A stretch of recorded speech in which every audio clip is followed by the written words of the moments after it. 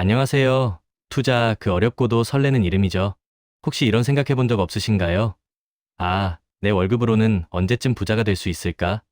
작은 돈으로는 뭘 해봐야 티도 안 나겠지? 많은 분들이 비슷한 고민을 하고 계실 거예요. 하지만 걱정 마세요.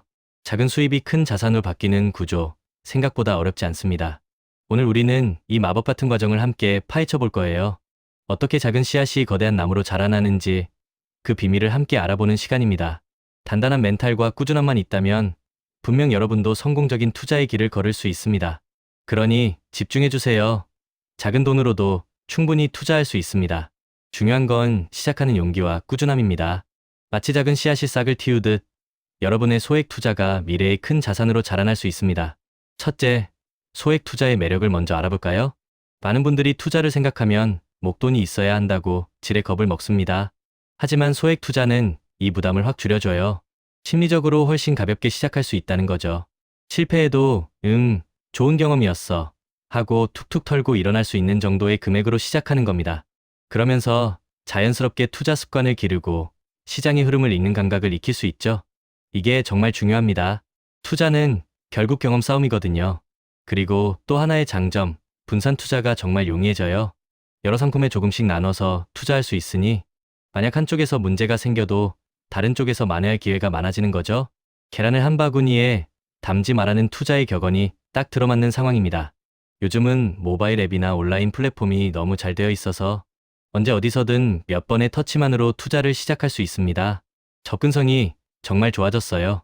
이제는 돈이 없어서 투자를 못한다는 말은 통하지 않는 시대입니다. 마지막으로 복리 효과를 절대 빼놓을 수 없죠. 작은 금액이라도 꾸준히 그리고 오랫동안 투자하면 시간이 지남에 따라 자산이 기하급수적으로 불어나는 마법을 경험할 수 있습니다. 아인슈타인이 복리는 세계 8대 불가사의라고 했다는 말이 괜히 나온 게 아니에요. 둘째, 어떤 방법으로 소액 투자를 시작해야 할까요? 소액으로 시작할 수 있는 방법은 정말 다양합니다. 먼저, 적립식 펀드가 있습니다. 매달 정해진 금액을 펀드에 자동 투자하는 방식인데요. 주식시장이 오르든 내리든 꾸준히 투자하기 때문에 평균 매입 단가를 낮추는 효과가 있어요. 투자 초보자에게 정말 안성맞춤입니다. 다음은 ETF, 상장지수 펀드입니다. 이건 주식처럼 사고 팔 수 있으면서도 여러 주식이나 자산에 분산 투자하는 효과를 누릴 수 있어요. 특정 섹터나 지수에 투자하고 싶을 때 아주 유용하죠. 예금과 적금은 가장 안전한 방법입니다. 수익률은 낮지만 원금 손실 위험이 거의 없어요. 투자 습관을 형성하고 종잣돈을 모으는데 필수적인 단계입니다. 그리고 요즘 떠오르는 로봇, 어드바이저, AI가 여러분의 투자 성향에 맞춰서 자산을 자동으로 배분하고 관리해줍니다. 바쁜 현대인들에게 딱이죠. 고가의 주식은 엄두가 안 난다고요? 걱정 마세요. 주식 소수점 투자가 있습니다. 삼성전자 주식 한 주가 비싸도 0.1주, 0.01주 단위로 구매할 수 있어서 소액으로도 우량주에 투자할 수 있어요. PEP 분산 투자도 좋은 방법입니다. 개인과 개인을 연결해주는 대출 상품에 소액으로 나누어 투자하는 건데요.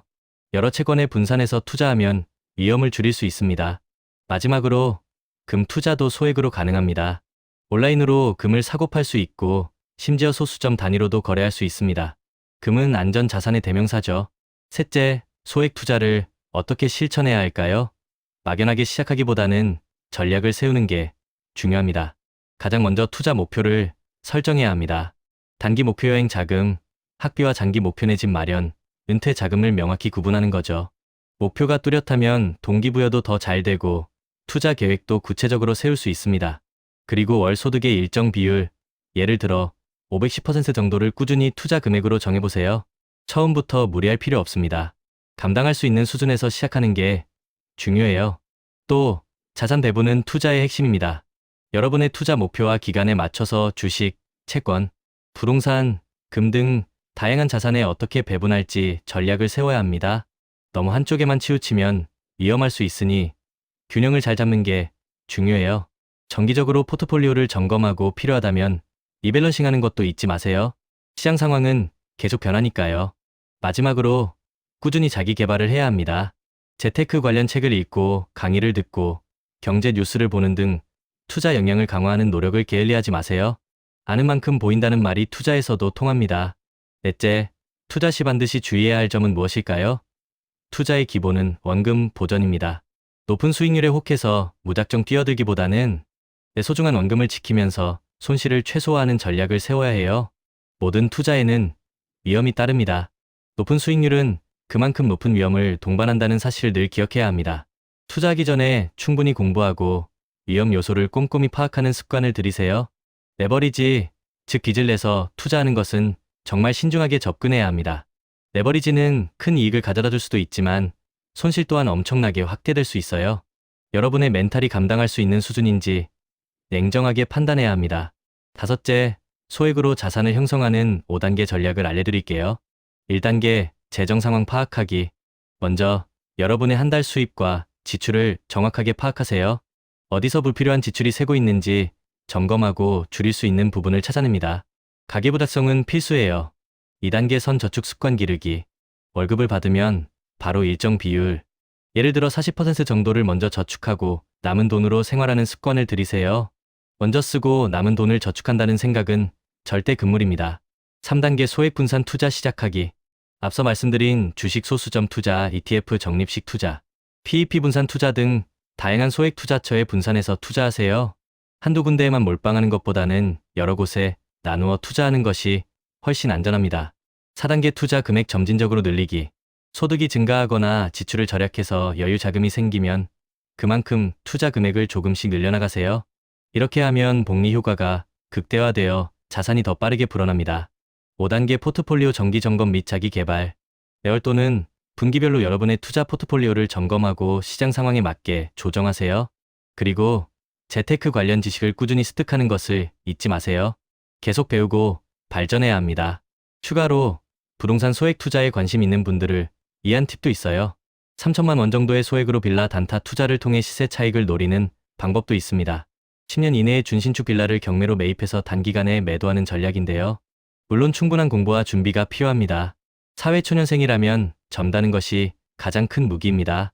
안전자산에 소액을 투자하면서도 일부 자금으로는 공격적인 투자를 통해 높은 수익을 추구할 수 있는 시기입니다.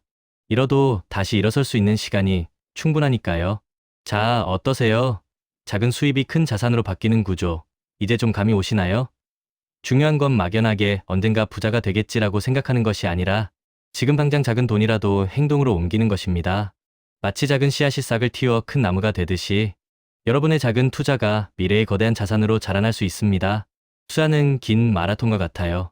처음부터 전력 질주할 필요는 없습니다. 꾸준히 페이스를 유지하며 걷다 보면 어느새 결승선에 다다르게 될 거예요. 멈추지 않고 계속 나아가는 것이 중요합니다. 혹시 중간에 지치거나 포기하고 싶을 때도 있을 거예요. 하지만 기억하세요.